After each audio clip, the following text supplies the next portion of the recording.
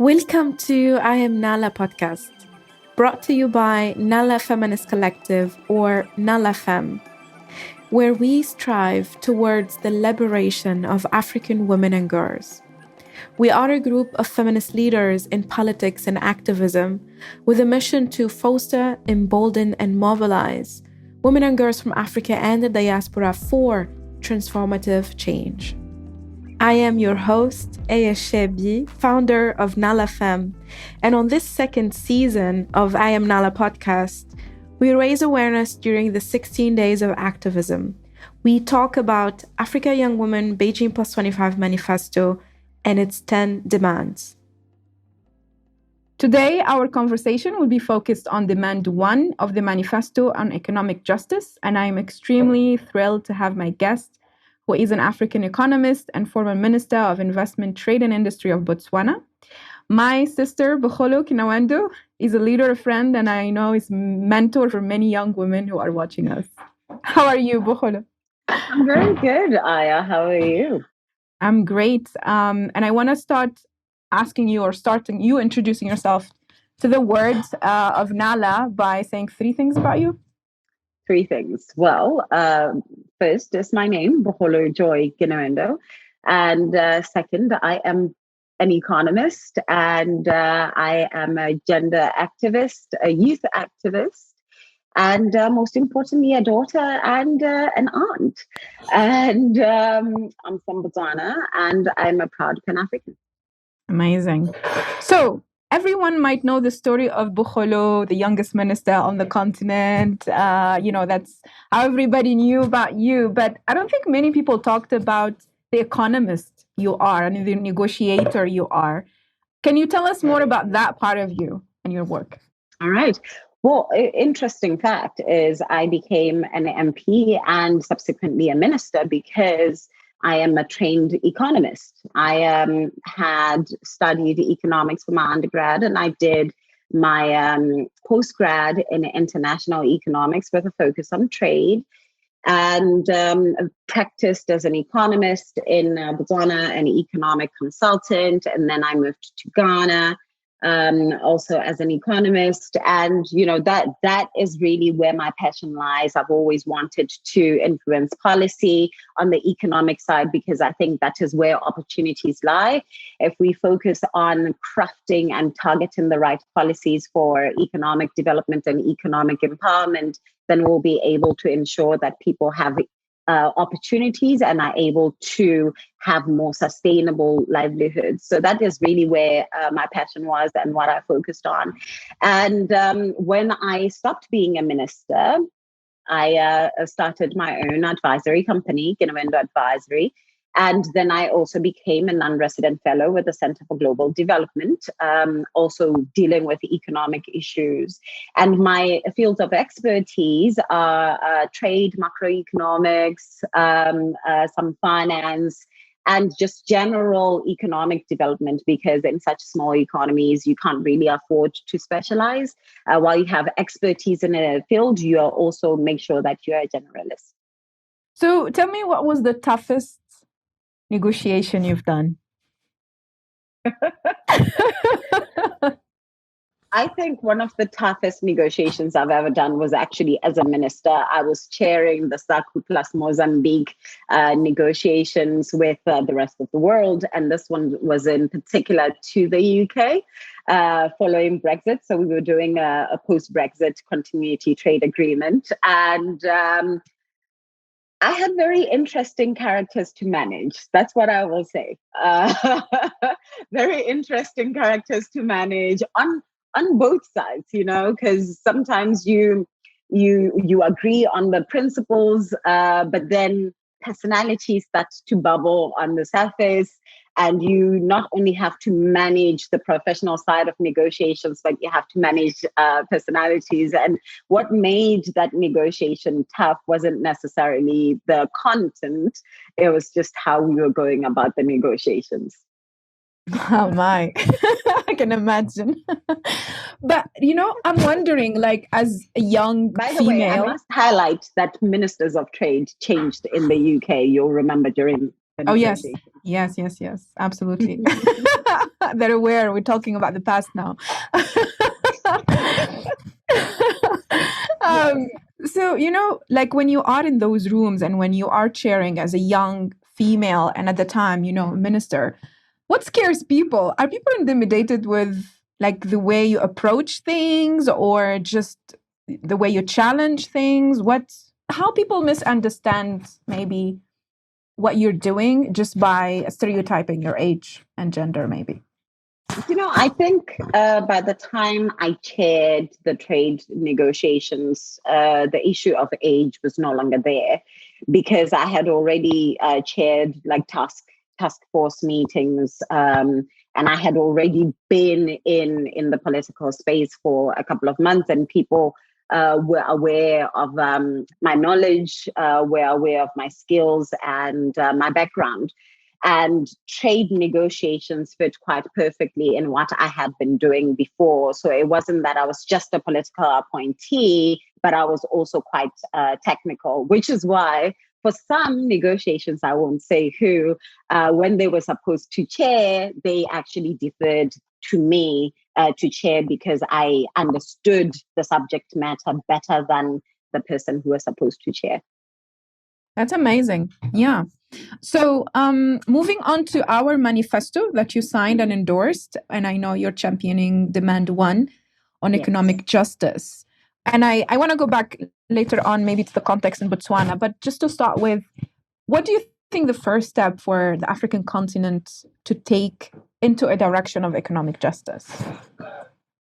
I don't think there's just one thing that I can say, this is where we start. But obviously, because I'm a policymaker, my thinking is always, is the environment conducive for any other progressive act that we want to do? Because you'll find that most policies are just gender considerate. So they know that there are issues of disparities between men and women, but are they doing something about it? So what we need to do is to become more progressive, to move from just being gender aware to becoming more gender transformative. And that means that policies should have indicators that deal with the disparities between men and women. We have to review some of those legislative instruments that inhibit women's economic agency. In most countries, you will still find that women can own inheritance, can own land without the signature of a husband, can open bank accounts. Those are very restrictive and inhibitive legislation or policies that are in place and need to be dealt away with. So we need to start just reviewing the environment that exists and then making sure that it encourages gender transformation and closing the gap between men and women in terms of access to opportunities. Yeah, absolutely. I mean, we're still fighting for equal inheritance in Tunisia. So we're not there yet. I mean, owning lands and owning bank accounts. And it's really like basic policies, right? We're not even talking about, complicated things or like equal pay for equal work. We're just talking about basic like ownership. Yeah. And it's so important. I mentioned these very rudimentary, as you're saying, policies, because that's where it starts. If one can't own, then what chances do they have of being empowered to create wealth, of being empowered to be active participants in the economy? So it really just starts with ownership of one space, ownership of assets, and being able to control your own assets to move forward. Mm-hmm.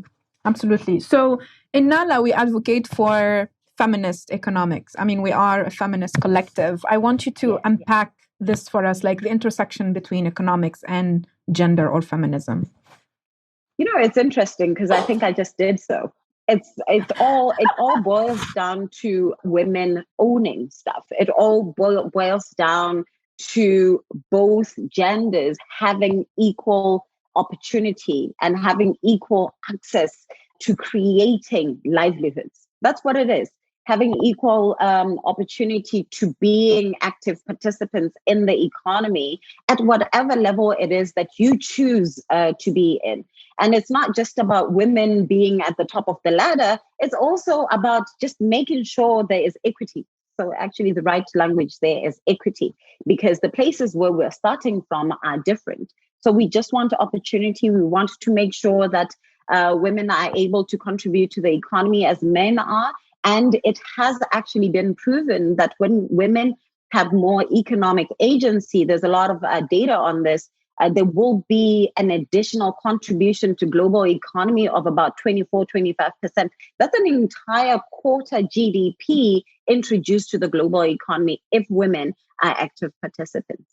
I know you always say equity. I mean, I noticed that you know, gender equality. Some people say gender equality, gender, but you also emphasize very much on equity for like aspiring feminists, or for especially men who argue, you know, on equality and equity. What do you say the difference is, and why equity is important, beside what you explained on equal opportunities? I actually want to bring up the definition of equity just so we make sure we are on the same understanding. So, just a quick search for equity is the quality of being fair and impartial. And it recognizes the different levels where people start, because we can just say equality. Equality means we are all at this level and we have equal opportunity to move to the next level. But equity recognizes that somebody might be starting at this level because of historical imbalances and injustices, which most women already have. For example, you can't own land, you can't open your bank account without a male, while a male can do that. So they are starting from this point and women are starting here. So we need to recognize that if the end goal is to be here, then extra needs to be done to provide cushioning so that we, at the end, have access to the same level. So we're not even talking about equality, we're talking about equity, which means rich countries have taken, you know, monopoly, and the countries that are left behind. Thanks for educating us. So I want to ask you now more about the context in Botswana. So you come from a very particular place in Botswana. I wanted to just give us the context. And does your passion for inequality or ending inequality comes from somewhere where you came from, or how you grew up? Yes, so I am from a place called Motopi in Botswana, and it's in the northwestern part of Botswana. But by district, they say we're in the central district. So it's closer to the Delta, and it's closer, Okavango Delta, closer to the CKGR and Makgadikgadi. And it is a very rural place, but it is, I think it's very wholesome. I believe that I take a lot of my leadership cues from what I have seen, how I've seen people interacting, and how I've seen leaders, and leaders, I mean by elders, really showing the authority and respecting those that they are leading. And that was very important to me. And when it comes to issues of equity and equality, it's also because, you know, I come from one of the poorest areas in Botswana, yet it's the richest by diamond value. One of the biggest mines of diamonds is found in my sub-district. And yet we have not been able to ensure that redistribution of that wealth affects that region. And it was one of the reasons why I really wanted to be part of policy making, so that I can affect this, I can challenge this. But as you know, policy really takes quite a long time to change. So we were just starting to gain a little bit of traction on that. We had engaged some businesses in that area, some of the mines in that area, to really start to inject some of those rents back into developing the region. And it influenced the way I look at economics quite broadly, and why in the end I studied economics, because I believe that is the root of wealth distribution.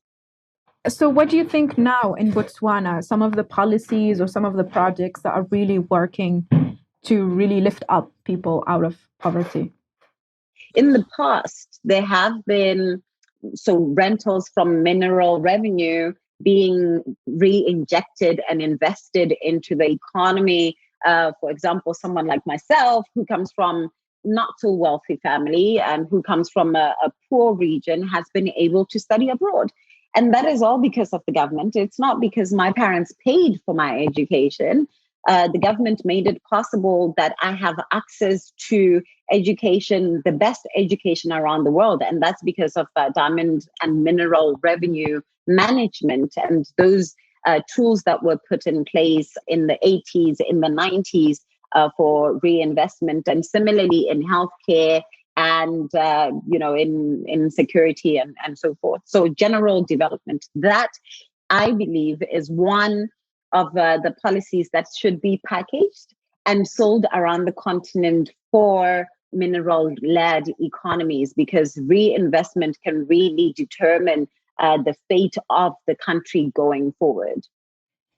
Absolutely. So I wanted to maybe give you the chance to comment on any of the current event happening, especially in Southern Africa. I mean, in my country right now, it's a bit complicated. Not only, and I think it's also, related to Nala work and related to intersectionality. I mean, all of these issues, when we talk about gender, it's really intersectional with economy, with the pandemic, with the politics happening. With who is in leadership, who is holding people accountable, who is in government. So I think as much as happening, a lot happening in North Africa, there's a lot happening in the Southern Africa part, in South Africa, in Zimbabwe, in Eswatini. Listen, I think there is a lot happening in Southern Africa, unprecedented. And it's happening in South Africa, Eswatini, Mozambique, Zimbabwe. It's everywhere. I think we look, there are leadership challenges, and the general feeling is that of scarcity. And that's what it is. People are feeling that they are not having enough or they are not getting any. There is a destruction of the social contract. We have entrusted leadership to be able to feed back into the society. And when people are disgruntled and are not feeling that the other end of the social contract is being upheld, then you start to see riots, you start to see uprisings as an effort and as a response to trying to correct things. So that is really what is happening in the region. And we have said this over and over again, that, when youth unemployment rises, you're only breeding discontentment, because it means you're going to have a whole generation that is now going to be termed a ghost generation, a missed generation, because they didn't have jobs. They are going to grow old and be dependent on a younger generation, or they're going to grow old and be dependent on the state. They are not going to be able to stand on their own because there were no opportunities to ensure that they are active participants and they have an opportunity to build wealth and livelihoods for themselves. That is what the challenge is. And, we can talk about the political side of it, but I always believe that at the end of it all, the issue is economic disparities. 100%. It's like inequality is underlining many of the issues. Even, when people try to analyze violent extremism also in North Africa with like some other causes for it. But at the end of the day, you find this perception of injustice for young people. It's not, I don't think it's even like them being unemployed or having a job, but it's more like the opportunity, the fact that you are feeling empowered, that you can contribute to society, that there is justice, So even people who are employed, I had a cousin who was employed and who got radicalized by Daesh. So to me, that changed my whole perspective, that it's not about employment per se, but it's really the perception of injustice, like the underlying inequality, that injustice that you live in, and now you don't feel empowered as a young person. Yes. Sometimes you are employed, but you're the only one in the family. And your burden is now far greater than it would have been if you were unemployed. Or it's far greater than it would be if there were other people in your family that have access to opportunities. Sometimes you're employed, but you're not gainfully employed.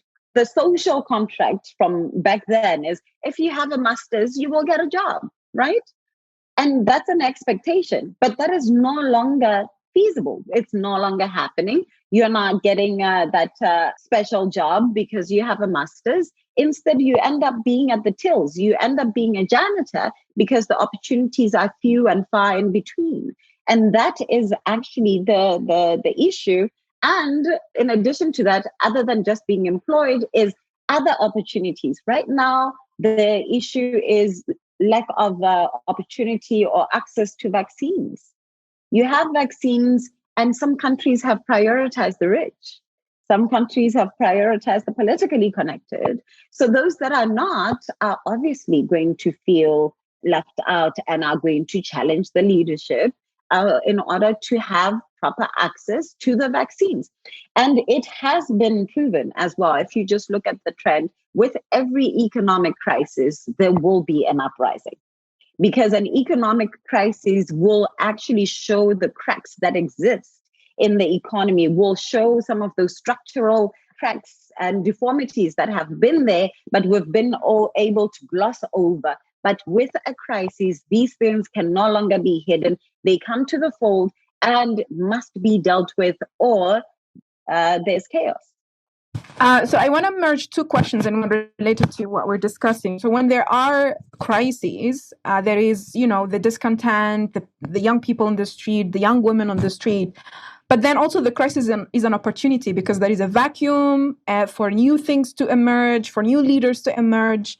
How do we as young women then take up that opportunity? Because usually, what we are also discontent about the past decade is whatever there is these opportunities, young people or young women especially left behind of this whole conversation. Or when, now there is election, they're not elected into power. Or when there is appointments, they're not. So it's like, oh, good job, you did the change. But now it's us, the established, the elder, the, whoever think they are savvy, politically savvy.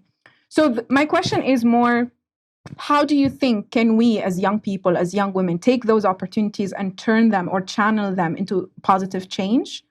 And especially for young women who are aspiring, looking at you and aspiring to your leadership journey, what would you tell them? In a time of crises, there's a lot of stress. There's a lot of social stress, economic stress, political stress. And many a times, this is the time where people are actually looking for leadership. They are looking to find that voice that will be representative for them.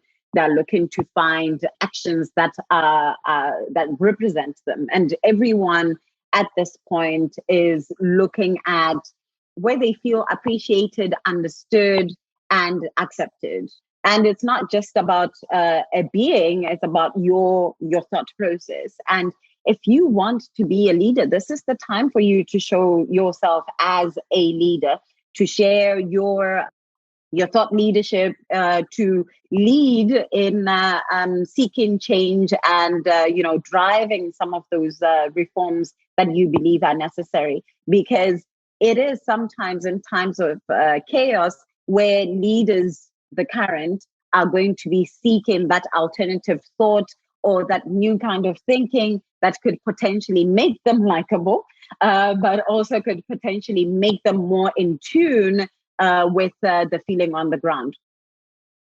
So rise now. This is the time for you. Write more, speak more, start your podcast, just have that empowering voice that will also represent others who may not have the same platform as you.